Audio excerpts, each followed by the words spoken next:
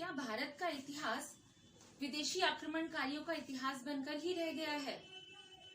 क्योंकि भारत में हमेशा इतिहास के नाम पर खिलजी, तुगलक, लोदी और मुगलों के किस्से कहानियां ही सुनने में मिलती है। लेकिन वास्तविकता यह नहीं है कि भारत का इतिहास केवल विदेशी आक्रमणकारियों का ही इतिहास है, अपितु इस गौरवशाली और वैभवशाली देश का इतिहास तो चोल, पांड्या, सतवाहन, मौर्य, गुप्त, मराठा और मेवाड़ राजवंशों का इतिहास है। जब आप इन राज्यों और राजवंशों के इतिहास के बारे में जानेंगे तो देखेंगे हमारा इतिहास कितना उज्जवल है, हमारी धरती कितनी पावन है और वीरों के बलिदान के कारण हमारी भूधरा कितनी जगमग हो गई है। आज आपको भारत की अनकही कथा और व्यथा के बारे में सुनाएंगे। क्या आप सुनना चाहेंगे रानी पद्मिनी के जौहर की कथा? जी हाँ, क्योंकि आज हम किसी राजा की वीरता के किस्से नहीं, अपितु एक वीरांगना रानी की बुद्धिमता, शौर्य और बलिदान की कथा को जानेंगे। क्योंकि भारत की भूमि सिर्फ वीरों की ही नहीं, वीरांगनाओं की भी जननी रही है और इन्हीं वीरांगनाओं में प्रथम स्मरणीय नाम है चित्तौड़ की महारानी पद्मावती, जिन्हें पद्मिनी के नाम से भी जाना जाता है और जिनके जौहर और शौर्य की कथा आज भी हर एक भारतीय के मन में एक ऐसी चिंगारी को प्रस्फुटित करती है कि वह उस ताप को महसूस करता है जो रानी पद्मिनी और उनकी 16,000 सखियों ने जौहर की ज्वाला में स्वयं को झुलसाते हुए महसूस किया। रानी की कहानी आज भी लोक कथा और लोकगीतों के माध्यम से अमरता को प्राप्त किए हुए है।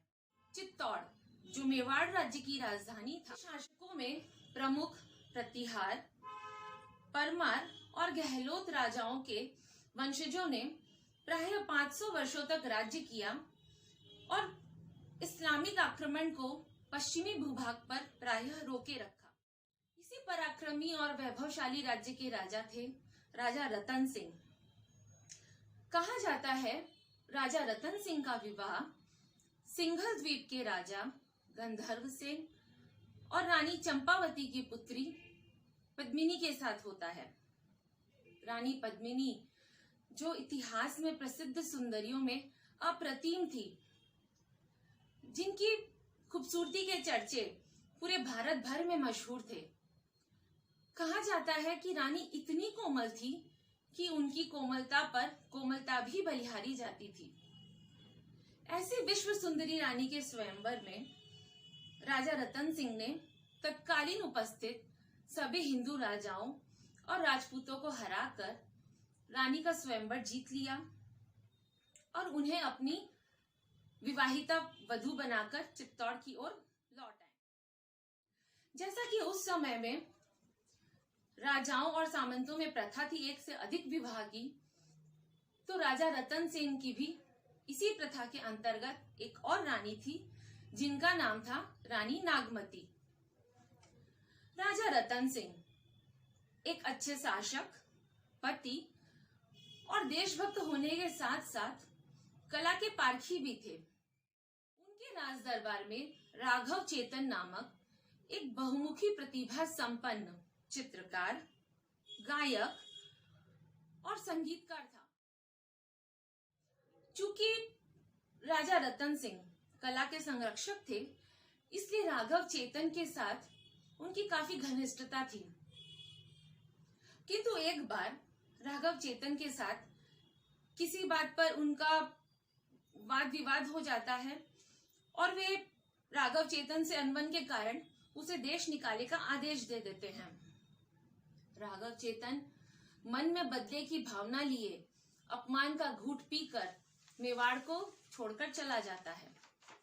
इतिहासकारों का मानना है कि किन्हीं विशेष परिस्थिति में राघव चेतन की मुलाकात होती है दिल्ली के तत्कालीन सुल्तान अलाउद्दीन खिलजी से, और खिलजी से मिलने के बाद राघव चेतन राजा रतन सिंह से बदला लेने की योजना बना लेता है।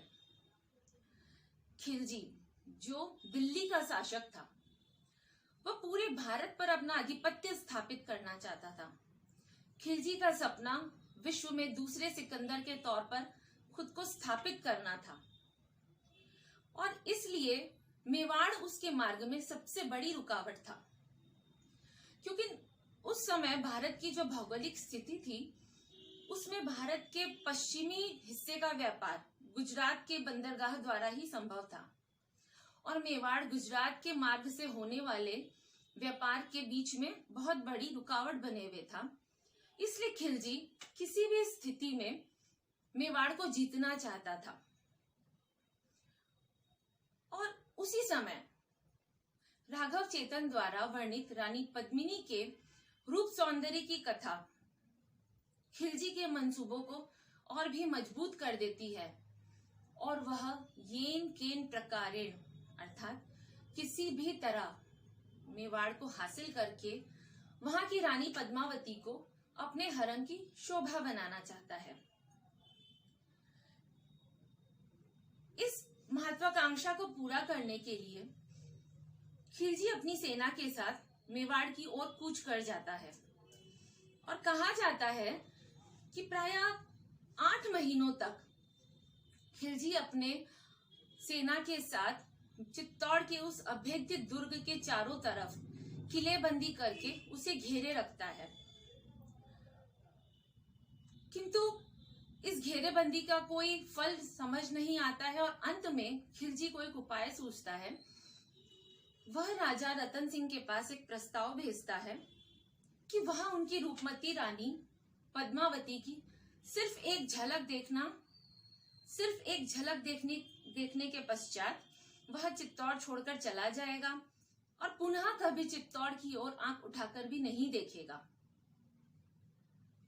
यह बात सुनकर राजा रतन सिंह क्रोधित हो जाते हैं, क्योंकि यह प्रस्ताव तो राजपूतों की शान के विरुद्ध था और किसी विदेशी के सन्मुख अपनी रानी को बेपर्दा प्रस्तुत करना राजा को बिल्कुल भी गवारा न हुआ। किंतु अंततः अपने शासन की रक्षा और प्रजा के प्राणों को बचाने के लिए राजा रतन सिंह ने अलाउद्दीन खिलजी का यह प्रस्ताव स्वीकार कर लिया और एक योजना के तहत यह तय हुआ कि अलाउद्दीन खिलजी को रानी पद्मावती की परछाई मात्र से दिखलाई जाएगी। नियत समय पर अलाउद्दीन खिलजी चित्तौड़ के दुर्ग का अवलोकन करते हुए धीरे धीरे रानी पद्मावती के महल की ओर प्रस्थान करता है।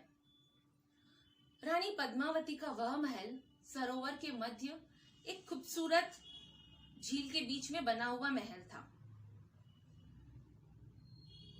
जब अलाउद्दीन खिलजी उस महल के सन्मुख पहुंचता है तो रानी पद्मावती महल के सीढ़ियों पर खड़े होती है और पद्मावती की जो परछाई है वो सामने रखे आईने में प्रतिबिंबित होकर अलाउद्दीन खिलजी को दिखाई जाती है।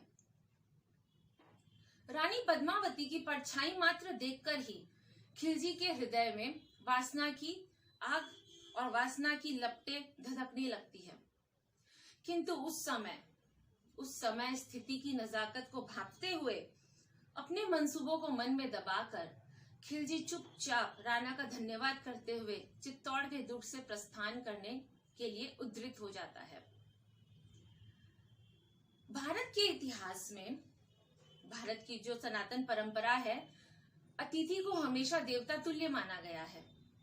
इसलिए जब कभी हमारे यहाँ कोई अतिथि आता है तो हम उसे विदा करने के लिए हमारे घर के मुख्य द्वार तक अवश्य जाते हैं। और राजा रतन सिंह, उन्होंने भी अपनी इस सनातनी हिंदू परंपरा को निभाते हुए खिलजी को चित्तौड़ के दुर्ग तक छोड़कर आने का कार्यक्रम बनाया।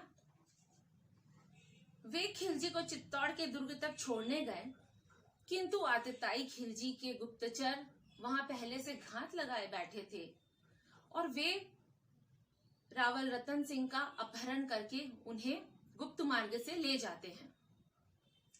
यह बात जब महल में पता चलती है तो महल के साथ साथ संपूर्ण राज्य में अफरा तफरी का माहौल छा जाता है।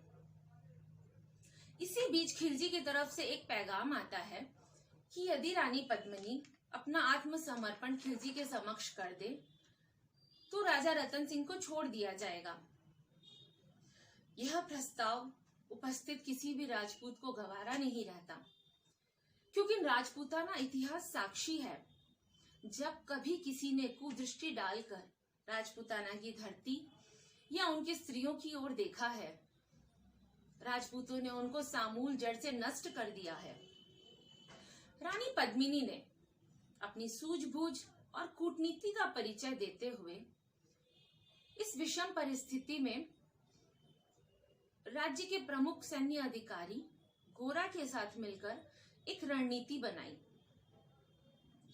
क्योंकि बगैर राजा के राज्य को बचाना तो नामुमकिन था और रानी पद्मावती अपने रूप सौंदर्य के कारण अपनी समस्त प्रजा और समस्त राज परिवार को संकट में नहीं डाल सकती थी। रानी के द्वारा अलाउद्दीन के पास एक पैगाम भेजा जाता है कि रानी अपनी प्रमुख सभी सखियों के साथ अलाउद्दीन के समक्ष प्रस्तुत होने को तैयार है, किंतु रानी की एक शर्त है कि आत्मसमर्पण से पहले उन्हें एक बार अपने पति रावल रतन सिंह के साथ एकांत में कुछ क्षण बिताने का मौका दिया जाए। यह प्रस्ताव जब अलाउद्दीन खिलजी के पास पहुंचता है तो आश्चर्य और खुशी मिश्रित अवस्था में वह कुछ तय ही नहीं कर पाता। वह राजपूतों के मंसूबों को भांपने में असफल रहता है और रानी के समक्ष हामी का प्रस्ताव भेज देता है। रातों रात चित्तौड़ के किले से 700 पालकियां सजकर अलाउद्दीन के खेमे की ओर कूच करती है। एक एक पालकी को 6-6 कहार उठाए रखते हैं।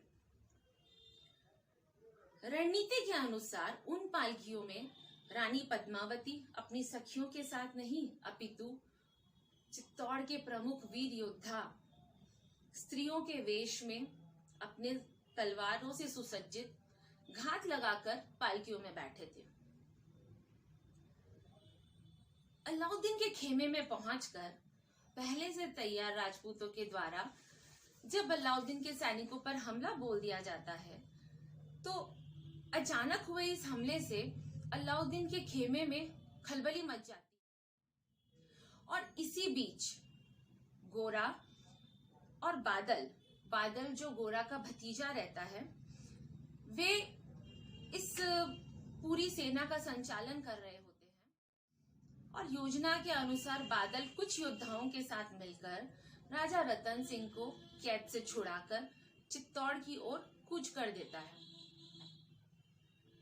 बादल के जाने के बाद गोरा अपने प्रमुख सभी साथियों के साथ मिलकर तब तक राजपूतों के साथ युद्ध में अड़े रहता है जब तक अलाउद्दीन की सारी समस्त सेना का वे राजपूत खात्मा न कर देते और बादल के साथ राजा रतन सिंह सकुशल अपने किले, अपने महल चित्तौड़ में नहीं पहुंच जाते। और इधर इसी युद्ध के बीच में खिलजी के कुछ विश्वसनीय सैनिक उन्हें गुप्त मार्ग से बचाकर दिल्ली की ओर भाग जाते हैं। अलाउद्दीन की नाक के नीचे से रानी पद्मावती ने अपने पति रतन सिंह की रक्षा करके खुद को सच्ची छत्राणी होने का गौरव पाया, किंतु अलाउद्दीन खिलजी इस अपमान को भूला नहीं, बल्कि कुछ समय पश्चात ही वह वापस चित्तौड़ की ओर कूच करता है और इस बार पहले से अवलोकित किए हुए चित्तौड़ के किले की कमजोरी को ध्यान में रखकर चित्तौड़ के किले का जो पूर्वी दरवाजा है वहां अपनी सेना के साथ वह डेरा डालता है, क्योंकि चित्तौड़ के किले का यह भाग सैन्य दृष्टि से थोड़ा दुर्बल रहता है। सैनिकों द्वारा अलाउद्दीन वहां एक ऊंचे बालू के टीले का निर्माण करवाता है और बारूद की सहायता से चित्तौड़ के दुर्ग पर हमला बोल देता है। राजपूत बड़ी वीरता से युद्ध को लड़ते हैं, किंतु धोखे से राजा रतन सिंह की हत्या कर दी जाती है। महल में जब रानी पद्मावती को इस दुखद समाचार की जानकारी आती है, तब अपनी समस्त प्रजा के मध्य पहुंचकर रानी वीर रस का संचार करती है और वीरांगना रानी द्वारा जौहर और पुरुषों द्वारा शाका करने का निर्णय लिया जाता है। रानी के साथ प्रायः 16,000 स्त्रियों ने जौहर किया था। वे सभी दुल्हन की भांति सजकर अपनी कुंड में मां भवानी का जय जयकार करते हुए कूद जाती है। जीवित ही अग्नि में झुलसने का दर्द, वह पीड़ा, वह कष्ट हमारी समझ से परे है। हम उस दर्द का लेश मात्र भी अनुमान नहीं लगा सकते। वहीं दूसरे दिन सुबह नगर के सारे पुरुष नहाकर केसरिया वस्त्र पहनते हैं, केसरिया पाक सजाकर मां भवानी की पूजा करते हैं और मुख में पान चबाते हुए एक दूसरे के गले मिलकर यह वादा लेते हैं कि रक्त की अंतिम बूंद तक वे मेवाड़ की रक्षा करेंगे। वे चित्तौड़ के किले पर विदेशी आक्रमणकारी का आधिपत्य स्थापित होने नहीं देंगे और हर हर महादेव के जयकारे के साथ नगर का मुख्य द्वार खोल दिया जाता है। हर एक राजपूत मां भवानी को याद करके दुश्मन पर टूट पड़ता है। पुरुषों द्वारा किए गए इस कृत्य को ही इतिहास में शाका का नाम दिया गया है। कहा जाता है इस युद्ध में कोई भी जीवित नहीं बचता और युद्ध फतह करने के बाद जब अलाउद्दीन खिलजी के सैनिक उस वीरान नगर में प्रवेश करते हैं तो उस मृतप्राय नगर में उन्हें जौहर की चिता और उसकी राख के अतिरिक्त और कुछ नहीं मिलता। इतिहास गवाह है कि किस प्रकार एक महत्वाकांक्षी सुल्तान ने अपनी महत्वाकांक्षा और अपने जिद के लिए एक फलता फूलता वैभवशाली साम्राज्य उसे सामूल नष्ट करके धराशायी कर दिया। यह ध्यान देने योग्य है कि अलाउद्दीन खिलजी के चित्तौड़गढ़ पर कब्जा करने की पहले की कहानियों में रानी पद्मावती का कोई उल्लेख नहीं है, जो एक जिज्ञासु चूक है। पहली बार रानी का उल्लेख पद्मावत नामक महाकाव्य कविता में किया गया है, जिसे मलिक मोहम्मद जायसी द्वारा अवधी भाषा में लिखा गया था और मूल रूप से वर्ष 1572 में प्रकाशित हुआ था।